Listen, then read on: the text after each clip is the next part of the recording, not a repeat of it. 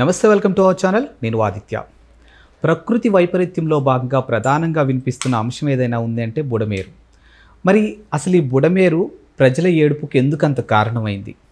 నిజంగా గత పాలనలో ఉన్నప్పుడు అధికారంలో ఉన్నటువంటి వైఎస్ఆర్సీపీ బుడమేరు విషయంలో తీసుకోవాల్సిన జాగ్రత్తలు తీసుకోలేదా? నిజంగా వాళ్ళు చేసినటువంటి తప్పిదాలే ఈరోజు ఇంతటి అనార్థాలకు దారి తీసిందా?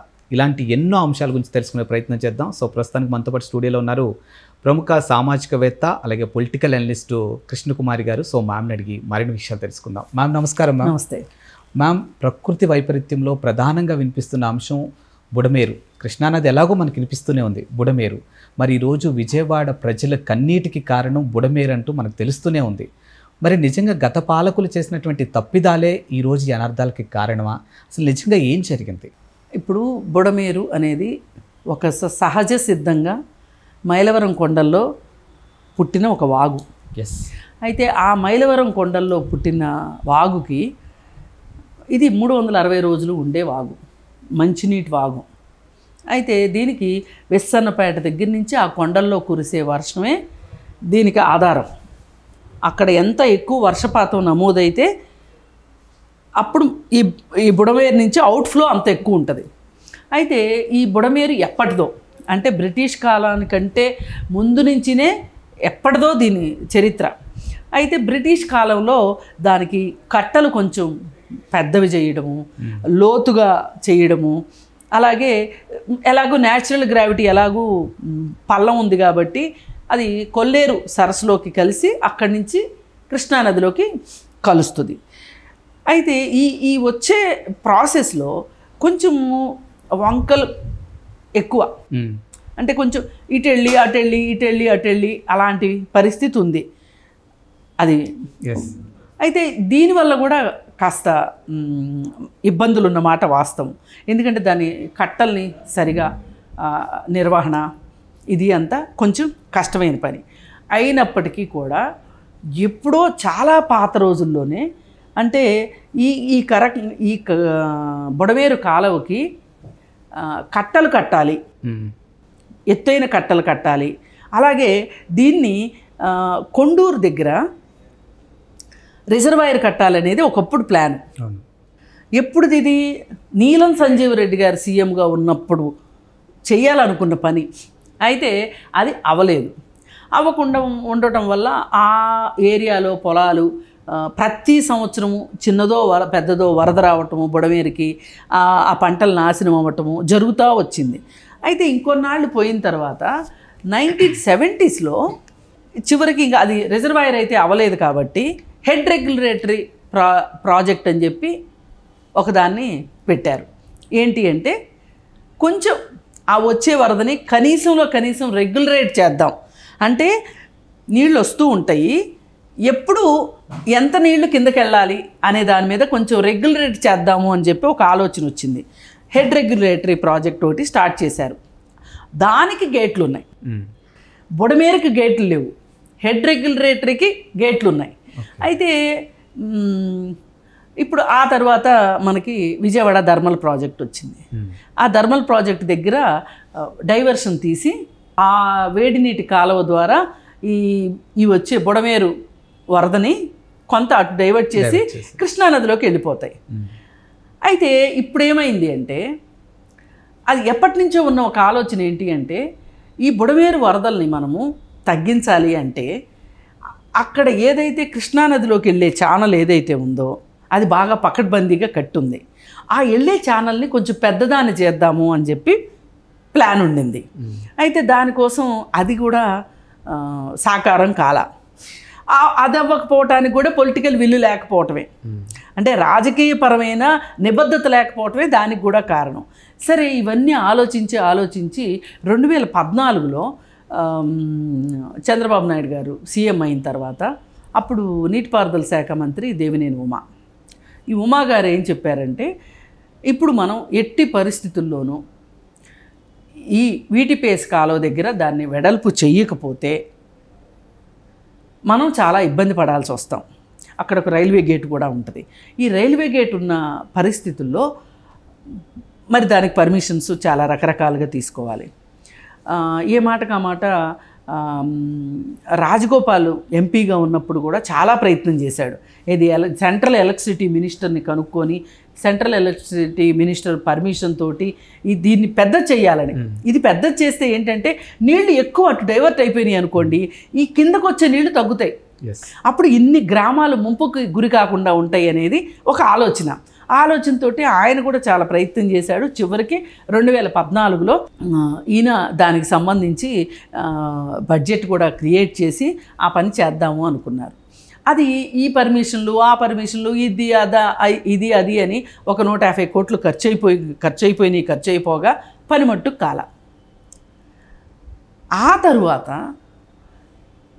జగన్మోహన్ రెడ్డి అధికారంలోకి వచ్చిన తర్వాత జరిగిన విధ్వంసం ఏంటి అంటే, అది అవ్వకపోగా ఆ వీటీపీఎస్ దగ్గర కాలువ అవ్వకపోగా, అది పెద్దదైతే అసలు ఇవాళ మనం ఇంత మాట్లాడుకోవాల్సిన అవసరం ఉండేది కాదు.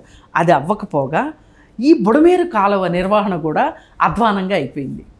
ఇప్పుడు ఈ రెగ్యులేటరీ దగ్గర వెలగలేరు హెడ్ రెగ్యులేటరీ దగ్గర జరిగే కార్యక్రమం ఏంటి అంటే, అక్కడ 13 గేట్లు ఉన్నాయి. దానికి ఈ 13 గేట్లు నిర్వహణ, అలాగే నీటిపారుదల శాఖ నుంచి కొంతమంది, ఎలక్ట్రిసిటీ డిపార్ట్మెంట్ నుంచి కొంతమంది, అలాగే ఇంకా కొంతమంది కింద స్థాయి ఉద్యోగులు, వీళ్ళందరి సమిష్టి నిర్వహణతోటి ఆ హెడ్ రెగ్యులేటరీని నిర్వహిస్తున్నారు. అంటే ఎన్ని నీళ్లు వదలాలి, ఎన్ని నీళ్లు ఉంచాలి, ఎప్పుడు గేట్లు వేసేయాలి, ఎప్పుడు గేట్లు తీయాలి అనే దాని మీద. అలాగే ఇప్పుడు నీటి ప్రవాహం తెలియటం కోసం కాలువలెమ్మట లష్కర్స్ అని ఉంటారు. ఆ లష్కర్స్ ఉండేవాళ్ళు కంపల్సరీగా. అంటే వీళ్ళు 24 గంటలు పహారా కాస్తుంటారు. నీళ్లు ఎట్లా వెళ్తున్నాయి అన్న, సడన్గా వరద వస్తుందా, ఏమవుతుంది ఏంటి అని వాళ్ళు సైకిళ్ళ మీద వేసుకుని తిరిగి మొత్తం చూడాలి, చూసి రిపోర్ట్ చేయాలి. ప్రతిరోజు వాడు డ్యూటీ దిగిపోయేటప్పుడు లష్కరు అక్కడ రాసి పెట్టాలి. రాస్తే లష్కర్ పైన వాళ్ళకి ఆ రిపోర్ట్ వెళ్తుంది, ఆ పైన వాళ్ళకి రిపోర్ట్ వెళ్తుంది, ఆ పైన వాళ్ళకి రిపోర్ట్ వెళ్తుంది. ఈ రిపోర్ట్లన్నీ కూర్చొని రివ్యూ మీటింగ్స్ చేసుకోవాలి ప్రతి 3 నెలలకు ఒకసారి. అలాగే ఇప్పుడు ఇవన్నీ ఇనప సామాగ్రివి, ఈ గేట్లు ఇవన్నీ. అయితే వీటిని దించాలన్నా ఎత్తాలన్నా అవి ఫ్రీగా పనిచేయాలన్నా వాటికి నిర్వహణ కావాలి. ఈ నిర్వహణ లేదు, కనీసం గ్రీజు పూయలేదంట. అంటే ఏం జరుగుతుంది పట్టించుకునే ఉద్దేశంలో గత ప్రభుత్వం లేదు. ఇది క్లారిటీ. ఈ లష్కర్సు లేరు, ఎస్సీలు లేరు, డిఈలు లేరు, ఎవరూ లేరు. ఎప్పుడో తూతూ మంత్రంగా ఎప్పుడో ఒకసారి వచ్చిపోతూ ఉంటారు. మరి ఇంత పెద్ద కాలువ, బుడమేరు కాలువ, ఈ బుడమేరు కాలువ మీద ఈ మాదిరిగా నిర్వహణ లేకపోతే అసలు గట్టులు ఉంటాయి కదా, మట్టి తవ్వుకెళ్ళే దొంగలు కూడా ఉంటారు, గట్టుల్ని అవి వీక్ అయిపోతాయి కదా. అందుకని ఎవరన్నా అట్లా మట్టి తవ్వుతూ ఉంటే వీళ్ళు పట్టుకుంటారు, లష్కర్స్, ఈ కాపలా వాళ్ళు పట్టుకుని నాన్ బెయిలబుల్ కేసు అది. ఈ మట్టిని ఏమన్నా ధ్వంసం చేస్తే బెయిల్ కూడా నాన్ బెయిలబుల్ కేసు. అందుకని చాలా భయం. కానీ ఇప్పుడు ఎవరో కాపలా లేరు అనుకోండి, తీసుకెళ్తారు కదా, మరి కాపలా ఉండాల్సిందే కదా. ఇది ఒకటి లోపం. అలాగే గేట్లు నిర్వహణ లోపం. అలాగే పూడికలు తీయలేదు గత 5 సంవత్సరాలు. గుర్రపు డెక్కలు, నీళ్లు ఎక్కడికక్కడ స్టాగ్నేట్ అయిపోవటం. ఈ నీళ్లు ఎప్పుడు వెళ్తాయి? అంత ప్రవాహ వేగం ఎక్కువ ఉన్నప్పుడు గుర్రపు డెక్క ఉన్నా పర్వాలేదు, ఏమున్నా రాళ్ళున్నా రప్పలున్నా నీళ్లు వెళ్ళిపోతాయి. ఒకవేళ కింద నుంచి వెళ్ళే అవకాశం లేనప్పుడు పైకి వెళ్ళిపోతాయి. ఇప్పుడు కాలువల్ని ఎందుకు తవ్వుతారు? లోపల ఎంత లోతుంటే నీళ్ళు అన్ని ఎక్కువ వెళ్తాయని. మరి అసలు న్యాచురల్గా ప్రవాహ వేగం డౌన్కున్న అవకాశం ఉన్నప్పుడు దాన్ని నిర్వహించడం చాలా ఈజీ, ఎప్పుడు ఆక్రమణలు లేకపోతే. పైగా ఇంకొకటి ఏం జరిగిందంటే, సీతారామ ఎత్తిపోతల పథకం అని ఇంకొకటి వచ్చింది. ఒక కాలువ ఉంది. ఆ కాలువ దగ్గరలో గత ప్రభుత్వంలో, వైసీపీ ప్రభుత్వంలో చేపల చెరువులకు పర్మిషన్ ఇచ్చారు. ఈ చేపల చెరువుల వల్ల అసలు ఇప్పుడు ఆ చేపల చెరువుల వాళ్ళే ఎక్కడ గోదావరి జిల్లాల నుంచి వచ్చి లోకల్గా ఎకరానికి 50,000 కౌలిచ్చి చేపల చెరువులు తవ్వించారు. ఈ చేపల చెరువులు తవ్వించినప్పుడు ఏం జరిగిందంటే, ఈ సీతారామ ఎత్తిపోతల పథకంలో కాలువలో నీళ్ళేమో వాళ్ళు వాడుకుంటున్నారు. ఇప్పుడు ఇంత పెద్ద వరద వస్తుంది అన్నప్పుడు వాళ్ళకి సహజంగా తెలుస్తుంది. వాళ్ళు ఏం చేశారు, వాళ్ళ వైపుకి ఏమైనా నీళ్ళు వస్తాయేమోనని చెప్పి చెరువులకి గండ్లు కొట్టేశారు. వాళ్ళ చెరువులు దెబ్బతినకుండా ఉండటం కోసం గండ్లు కొట్టారు. ఇప్పుడు ఇంకా గమ్మత్తు ఏంటంటే వాళ్ళు ప్రైవేటు వాళ్ళు, చేపల చెరువులు వాళ్ళు, వాళ్ళ చెరువులకి గండ్లు పడ్డాయి. ఎక్కడ గవర్నమెంట్ చెరువులకి గండ్లు పడ్డాయి. బుడమేరు గవర్నమెంట్ది, ఏలపోలు చెరువు, కౌలూరు చెరువు, జీకొండూరు చెరువు, మొత్తం 17 చెరువులకి గండ్లు పడ్డాయి ఆ ప్రవాహ వేగానికి. కానీ చేపల చెరువులు మట్టుకు నిక్షేపంగా ఉన్నాయి. దీన్ని బట్టి మనం అర్థం చేసుకోవచ్చు వాళ్ళు ఎంత జాగ్రత్తగా ఉన్నారో. పైగా ఈ చేపల చెరువులు ఇక్కడ పెట్టడానికి వీల్లేదు అని దీనికి ఫిషరీస్ డిపార్ట్మెంటు ఎన్ఓసి ఇవ్వాలి, ఇక్కడ పెట్టుకోవచ్చు అని. అలాగే పొల్యూషన్ కంట్రోల్ బోర్డు వాళ్ళు ఇవ్వాలి, పర్యావరణ అనుమతులు కావాలి, అలాగే ఇరిగేషన్ అనుమతులు కావాలి. ఇన్ని అనుమతులు చకా చకా చకా చకా వచ్చేస్తున్నాయి వాళ్ళకి. ఆ ఊర్లలో ఉన్న రైతులు మాత్రం ఇవి వద్దు అని చెప్తున్నారు. వీళ్ళు గవర్నమెంట్ దగ్గర ఎక్కడికన్నా అప్లికేషన్ ఇవ్వడానికి వెళ్తే ఆ అప్లికేషన్లు డైరెక్ట్గా చేపల చెరువులో యజమానుల దగ్గరికే వచ్చేస్తున్నాయి. తిరిగి వాళ్ళు చింపి అక్కడ పడేస్తున్నారు. వీళ్ళ బాధ ఏంటంటే వీళ్ళు ఎందుకు వద్దంటున్నారు అంటే ఇప్పుడు అక్కడ వేసేది పౌల్ట్రీ వేస్ట్ వేస్తారు చేపల చెరువులో, దానివల్ల కాలుష్యం వస్తుంది కదా. 100%. ఈ కాలుష్యం వస్తుంది కాబట్టి వాళ్ళు వద్దని చెప్తున్నారు. ఒక పక్క బుడమేరు కాలువకి ఇబ్బంది అవుతుంది, ఈ చెరువుల వల్ల ఇక్కడ కాలుష్యం వస్తుంది, నీళ్లు పాడైపోతాయి, పొలాలు పాడైపోతాయి అని వాళ్ళు వద్దని చెప్తున్నారు. వినట్లేదు. గత ప్రభుత్వం చేసిన పాపం ఫలితమే ఇది. ఈరోజు మనము బుడమేరు గురించి ఇంత మాట్లాడుకోవాల్సి వస్తుంది. బుడమేరు తప్పే లేదు, అది న్యాచురల్గా ఉన్న ఒక వాగు అంతే. నీళ్ళు ఎక్కువ వస్తే పారుతుంది, వర్షాలు ఎక్కువ వస్తే నీళ్ళు వస్తాయి, లేకపోతే ఇప్పుడు సదరు జగన్మోహన్ రెడ్డి గారు మ్యాన్ మేడ్ మిస్టేక్స్ అన్నారు కదా, మ్యాన్ మేడ్ ఫ్లడ్ అన్నాడు కదా, కరెక్టే చెప్పాడు ఆయన. మ్యాన్ మేడ్ ఫ్లడ్డే అది. ఏ మ్యాన్ మేడ్ ఫ్లడ్డు, ఏ గవర్నమెంట్ మేడ్ ఫ్లడ్డు? ఇప్పుడు నేను చెప్పినవన్నీ వాస్తవాలు, కఠిన వాస్తవాలు. ఈ వాస్తవాలను బట్టి లెక్కేసుకోవచ్చు. Man made ఫ్లడ్డే. ఆయన చెప్పింది కరెక్టు, 100% కరెక్ట్గా చెప్పాడు. ఆయన చెప్పాలని చెప్పాడో చెప్పక్కర్లేదని చెప్పాడో తెలియదు, కానీ ఆయన అయితే వాస్తవమే చెప్పాడు. ఈ మ్యాన్ మేడ్ ఫ్లడ్ని ఇప్పటికైనా సరిదిద్దుకోవాలి అంటే ఈ కాలువల స్టోరీ అంతా ఇలా వచ్చిన తర్వాత, ఇక విజయవాడ నగరంలోకి ఈ బుడమేరు కాలువ వచ్చిన తర్వాత గత 5 సంవత్సరాల్లో కట్టలన్నిటి మీద ఆక్రమించేసేసి పెద్ద పెద్ద బిల్డింగులు వచ్చేసినాయి. ఇవన్నీ వైసీపీ నాయకులవే.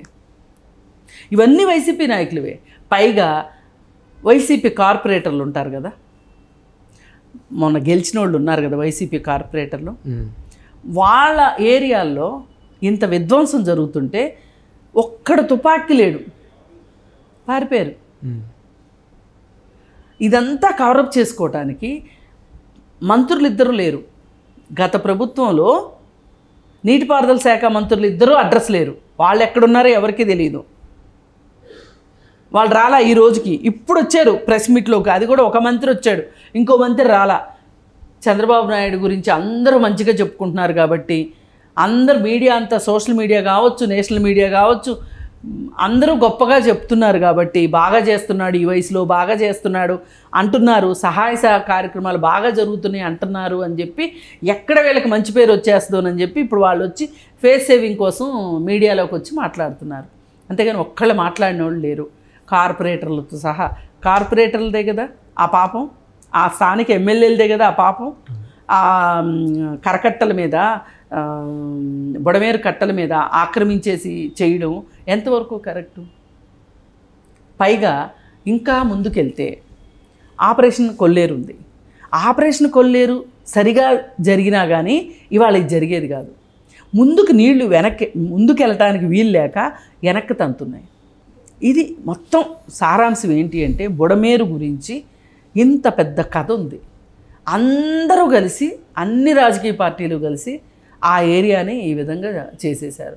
ఆ కౌలూరు వాళ్ళు కానీ, ఏలపోలు వాళ్ళు కానీ, ఆ గ్రామాల వాళ్ళు, ఆ వెలగలేరు వాళ్ళు కావచ్చు, కొండూరు వాళ్ళు కావచ్చు, కందులపాడు, ఇంకా చాలా గ్రామాలు ఉన్నాయి. ఆ గ్రామాల వాళ్ళందరికీ ఒక పంట మిస్ అవ్వాల్సిందే వాళ్ళకి, రైతులకి.